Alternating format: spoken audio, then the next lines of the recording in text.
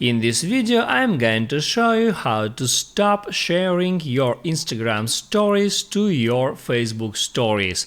That is quite simple and easy to do, so let's begin. And once you opened up your Instagram application, first hit at your profile picture. Then tap at menu icon and there select settings. Next tap at privacy and there hit at story. On that screen scroll down to the very bottom until you find share your story to Facebook. You can disable that option to not allow Instagram share your story to Facebook.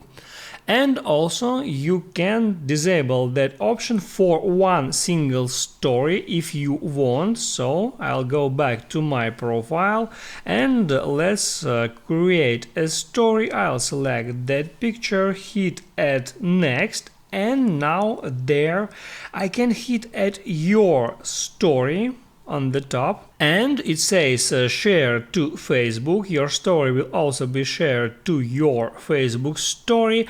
I now can hit at turn off once, so I keep option of sharing my story to Facebook for all the stories, but I can turn it off for that specific story. And now I can share this story just to my Instagram profile.